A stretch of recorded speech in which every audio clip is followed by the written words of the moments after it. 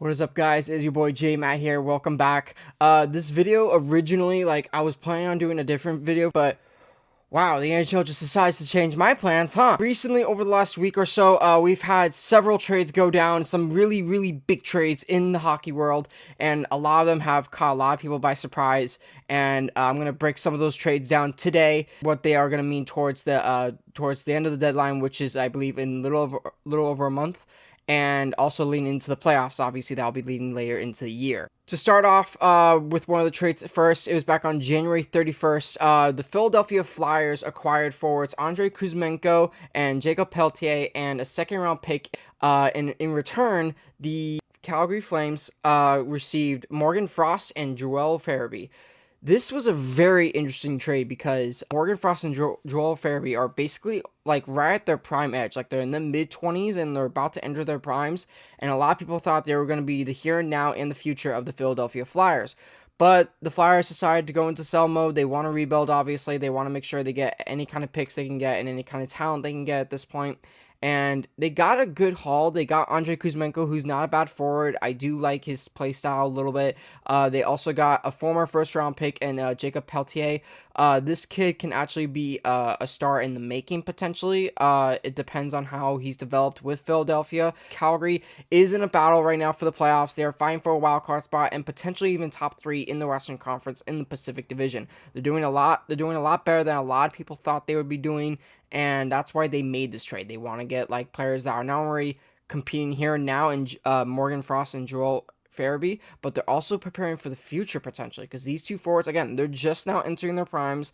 They're gonna be solid pieces down the road for a handful of years to come. So was a very smart trade in my opinion for the Calgary Flames. If I had to grade these trades, I would give Calgary a solid B plus for this trade. Again, they did really well. For the Philadelphia Flyers, I will give them a solid B because, again, they got some good pieces in return. But I slightly give the advantage in this trade to Calgary just because of the fact I think they got more value in return. But like I said, this was a very interesting trade because obviously you have two teams that are heading in opposite directions. You got Calgary, who's fighting for a playoff spot and could potentially make the playoffs this year, but on the other hand, you got the Philadelphia Flyers, who are falling out of the playoffs and are going to probably miss the playoffs this year. Again, they're going to continue to work on the rebuild. I'm not shocked that Calgary made this sort of trade, but it was just a great move by Calgary, and I'm actually very interested to see how Morgan Frost and Joel Farabee are going to do in Calgary for years to come. Next sort of trade that we had going on was actually on the same day as well, January 31st. This was a very, very big trade. I did see this one coming because I talked about it in previous videos, but it officially happened, ladies and gentlemen. The New York Rangers acquired JT Miller and defenseman Eric Brandstrom and forward prospect Jackson Dorrington from the Vancouver Canucks. In return, the Canucks did get a good haul. They got forward Philip Cheadle, defenseman prospect Victor Mancini, and a first-round pick in the 2025 NHL draft. This was a very, very expected trade, honestly, especially from both Vancouver and New York. Totally thought JT Miller was going to go back, honestly, because that's just where he was drafted from. New York was his home originally, and I'm not surprised that he's back there. He's still obviously a great player. This dude can still produce 100-plus points in a season. It'll be very interesting to see if he can turn the Rangers season around. I'm not surprised that this trade happened at all on both sides because, again, you had all the drama going on in Vancouver between JT Miller and Elias Pettersson, and then with New York, you're seeing a team that's struggling, but they're also starting to fight back a little bit, potentially trying to get back into the playoff picture. Do I see them making the playoffs? I hope so. This is a very talented New York team. It's very fun to watch them. I don't think they will. I think they barely miss out on the playoffs this year, even though, yes, they are making a good push right now, but I don't think they will make it. I think they barely miss it this year. But again, this was just a very, very interesting trade because of all the drama and all the rumors going around surrounding JT Miller. As far as trade grades go, I will give New York this one. I will give them a solid B, while in Vancouver, I'm going to give them a solid A minus. This was, again, I think a good trade for Vancouver. Will it benefit them for the next handful of years to come? Potentially, we'll see. But as of right now, I do give the slight edge to Vancouver. But again, it was still a very solid trade for both teams in the end. I hope this really jumpstarts New York as far as their playoffs push. Because again, with JT Miller, they finally have that number one centerman that they need on the top line, and it's gonna be interesting to see how these next couple games go with JT Miller with New York Rangers. Hopefully, he rebuilds that chemistry back with some players like Artemi Panarin, Mika Zibanejad, and stuff like that. But we'll see what happens. Next trade on my list, was on February 1st. Vancouver was just staying busy. They again, they're hauling assets, but they're also getting assets in return. Vancouver decided to acquire defenseman Marcus Pettersson and forward Drew O'Connor from the Pittsburgh Penguins, and in return, Pittsburgh got forward Dan Heinen, defenseman Vincent Desjardins, and forward prospect Melvin Frenstrom, and a first-round pick in the 2025 draft. This was a very interesting trade because you're looking at Vancouver, who literally now have like 3 Petterssons on their team. They got 2 Elias Petterssons, Elias Pettersson the forward and Elias Pettersson the defenseman, and now they got Marcus Pettersson, who's the defenseman. Like this was a very interesting trade because obviously Vancouver is still trying to compete. They are still trying to fight for a playoff spot right now. And they also got a solid forward in Drew O'Connor, who's probably one of the best penalty killers in the NHL, and also again a solid depth forward as far as in the lineup. I'm not surprised Vancouver made the sort of trade because again they still want to compete, but I don't think this is going to push them into a playoff spot. But you never know. We'll see. As far as from Pittsburgh's side, again, I'm not surprised that they've made the store trade. They are going to enter a full rebuild here soon. And because of that, I do see them obviously missing the playoffs. But I still think they got a really good return for this trade. Again, they got a good forward in Dan Heinen. He's going to be a good forward depth for them for a good years to come. They got a good defenseman in Vincent Desjardins. And they also got another good prospect in Melvin Frenstrom. He's going to be solid for them. And they also got a first-round pick in the 2025 draft. A lot of people are saying that this year's draft is not going to be as deep as it was for the past few years. But still having these first-round picks are going to be valuable. You never know what could happen with these first-round picks, especially when it comes to drafting certain players and certain talents. So overall, if I had to give the edge as far as in this trade, I'm going to give the edge to Pittsburgh. They got more in the return. They got more prospects. They got the pick, obviously. I do see Pittsburgh winning this trade. I will give them a solid A-, while in return for Vancouver, I will give them a solid B-.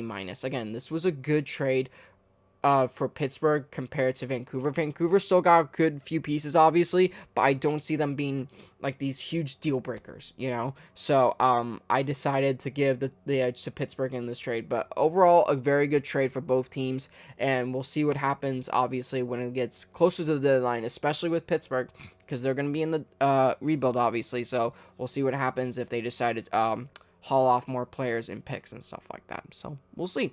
Next trade I have was actually on the same day, February 1st. This was another great trade. Dallas Stars decided to acquire for Mikael Granlund and defenseman Cody Ceci from the San Jose Sharks. In return, San Jose got a first-round pick in the 2025 draft as well as a third-round pick in the 2025 draft. Again, I'm not surprised by this trade. San Jose is in that rebuild mode, obviously. They're going to be in that rebuild mode for a good few years to come. But they obviously got a good first-round pick out of it and a third-round pick out of it.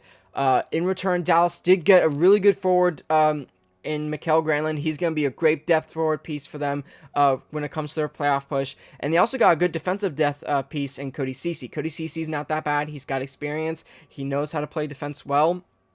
This overall, I think, was a very even trade as far as when it comes to value. This was a very good trade on both parts. So I will give both teams a solid A as far as when it comes to this trade. This was, again, a good trade for both teams overall. I don't see a clear winner out of this trade. Both teams are really winners in this trade.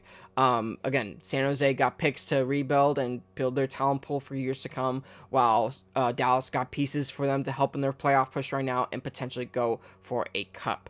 This was a very good trade on both parts. I'm very curious to see how Mikael Granlund does with Dallas. Again, I think Dallas is obviously going to be a contender for good years to come. And again, this was a very, very good trade as far as very even. So, yeah, we'll see what happens with Dallas and with San Jose when it gets closer to the trade deadline in a little over a month. finally, I'm saving the best for last. This trade shocked the NHL world recently. I couldn't believe it when I first heard it. I told my stepdad about it. He's a huge Avalanche fan. He was a little heartbroken at first, but he's recovered. He's actually liking what they got in return. But the biggest trade that happened recently was on January 24th, a little over a week ago.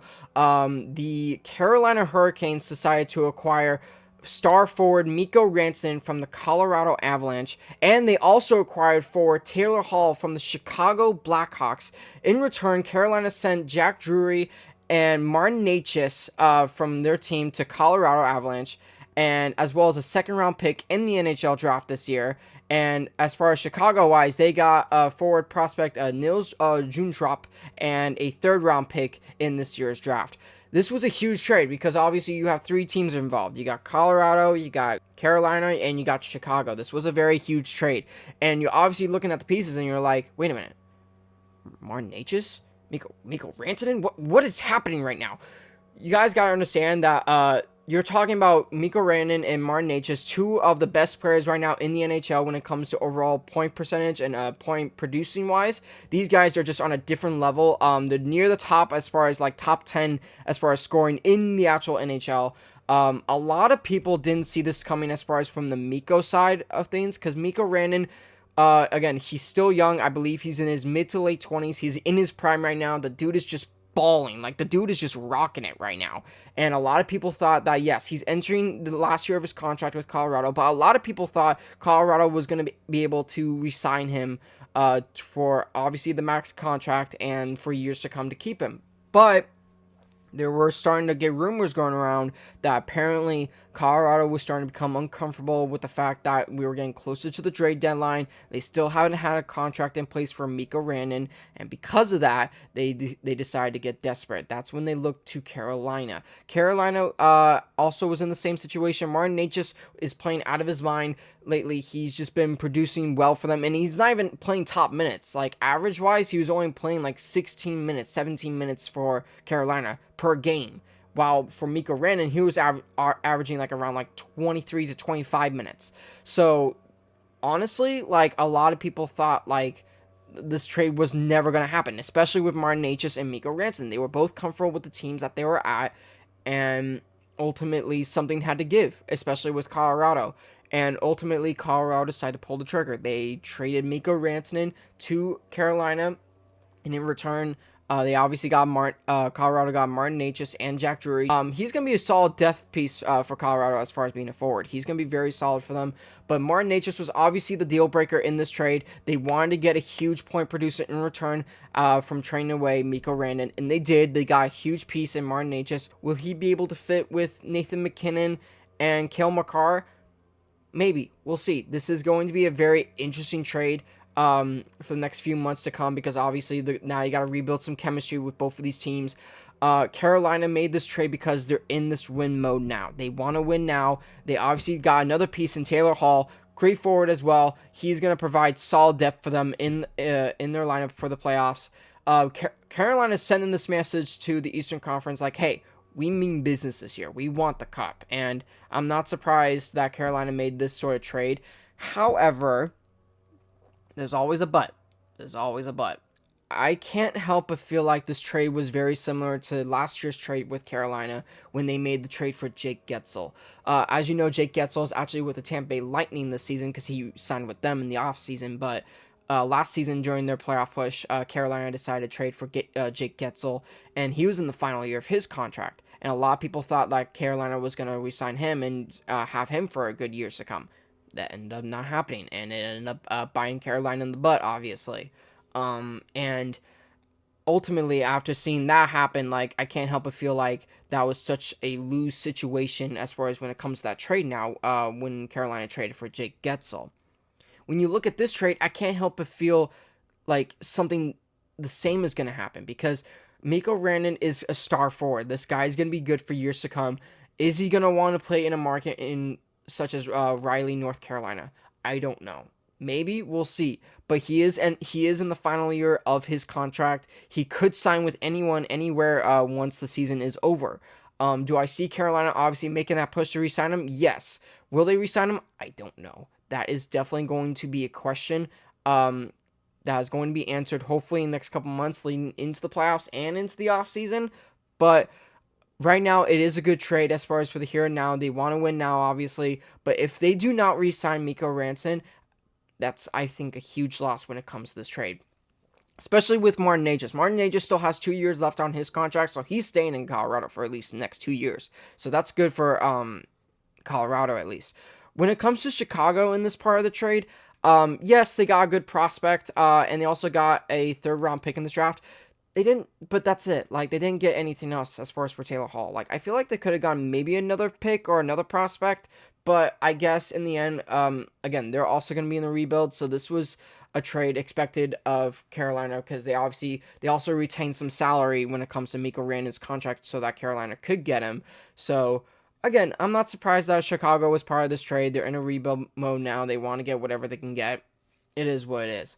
So, if I had to grade these trades, I'm going to start with Colorado because I think in the end, Colorado definitely won this trade because of just the term that Martin Necas still has on his contract, the point producer that he still is, and they also got a forward depth piece in Jake Drury and a second-round pick in this year's draft. So overall, I'm going to give Colorado a good A on this trade. This was a very solid return for Mikko Rantanen. I can't see them getting anything more, obviously, but again, that's what I'm saying. Like this trade, I think, was a good trade for Colorado in the end. The next team I'm going to grade is Carolina. Again, I'm going to leave a question mark on this trade. Right now, I'm going to give them a solid B. I'm going to give them a solid B because, again, if they can re-sign Mikko Rantanen to this trade, this will absolutely shoot up to an A as far as when it comes to this grade. They got a great forward in Mikko Rantanen and in Taylor Hall. I think this was a great trade for them in the here and now, but I can't give them the A unless they re-sign Mikko Rantanen. If they re-sign Mikko Rantanen, I will absolutely give them an A, maybe even an A+, for crying out loud. This was a great trade, ultimately, for the win now mode, but if they cannot re-sign him, ultimately, I'm going to drop this grade down from a B all the way down to potentially like an F. Because, again, you're talking about two great forwards, and one of them, if you do not re-sign with him, like, it just, why make the trade then? Like, yeah, do you have a chance at the cup this year with this trade? Absolutely, but what if you don't win the cup? Just saying. But ultimately, again, I will give them a solid B right now because of the win now mode that Carolina is in. Depending on what happens with Mikko Rantanen, this could be an A+, this could be an F, I don't know. We will find out in the next few months to come. When it comes to Chicago in this trade, I'm just going to give them a solid C because, again, they didn't get much, but they also didn't lose much in return, obviously. So, again, they're in a rebuild mode now. I don't see this as a bad trade, but I don't see this as a good trade either for Chicago. But ultimately, I could see why they were part of this trade, obviously. That is it when it comes to the NHL trades. And, again, like, that was obviously a huge chunk of trades that happened over this last week, and a lot of people were caught by surprise by a few of these trades. But that is not what's headlining the news right now, ladies and gentlemen.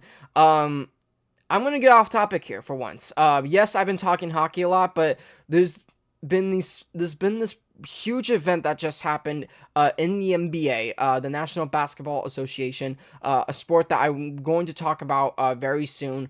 Something happened that I can't ignore. This was something that even a lot of NHL analysts, like, literally saw and went like, wait, what? This happened? This happened? Yes, it did happen. The NBA shocked the world. A few teams actually made a huge trade just now. I believe it was 2 days ago, and no one can believe that this trade went down. A lot of people are calling it the most shocking trade in the NBA, in NBA's history. I can't believe I'm going to say this. Luka Doncic, the star point guard for the Dallas Mavericks, got traded to I can't believe I'm saying this, but the Los Angeles Lakers. This was, again, even NHL analysts were looking at this trade and going like, wait, what just happened? Like, the fact that you're catching other sports analysts and other sports, like, sportsmen, like, you're talking about other players from other sports and you're catching their attention with this trade, you're talking about, obviously, a big freaking trade. A very shocking trade. No one thought that Luka Doncic was going to get traded to the Los Angeles Lakers or be traded in general. Like, this guy is a star.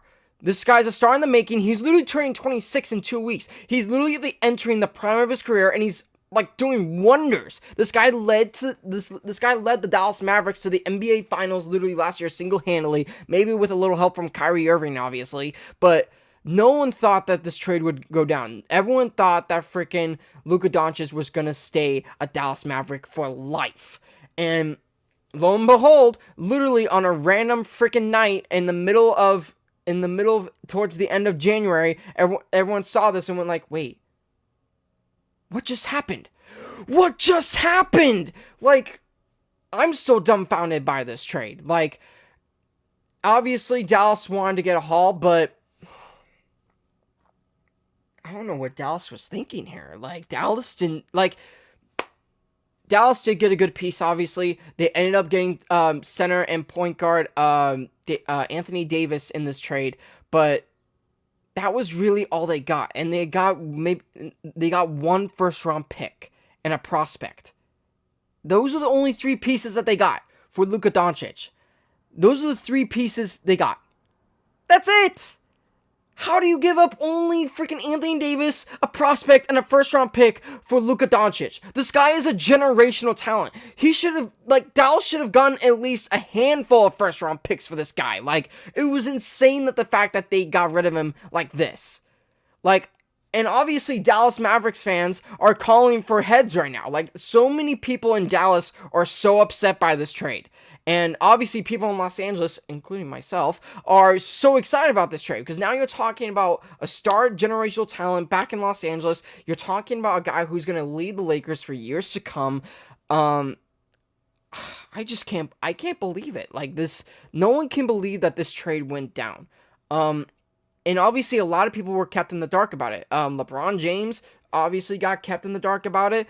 A lot of people in Dallas were kept in the dark about it. Like, nobody saw this trade coming. And again, sorry for getting off topic from hockey, but this trade was too big enough to not talk about.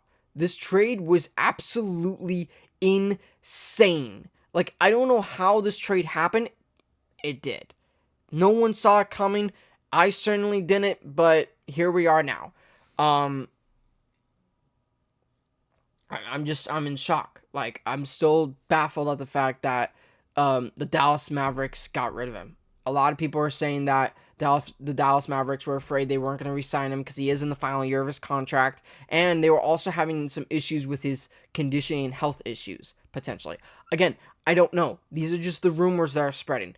Obviously, they're spreading like wildfire, and I'm not surprised. But ultimately, in the end, this was a huge trade. I'm absolutely giving the dub of this trade to the Los Angeles Lakers. This trade was absolutely insane. They got literally a generational talent in Luka Doncic, and he's obviously just now entering the prime of his career, and he's going to be good for them for at least a good decade. Like, this guy is just insane. So I'm absolutely giving the dub of this trade to the Los Angeles Lakers. I'm giving them an absolute A+. I don't know how they robbed away by only giving up Anthony Davis and a first-round pick and a prospect. They should have had to given up at least 3 other more first-round picks and or prospects. Like, this was insane. I don't know how they stole this. It is highway robbery, people, but they got away with it. I'm giving them an A+.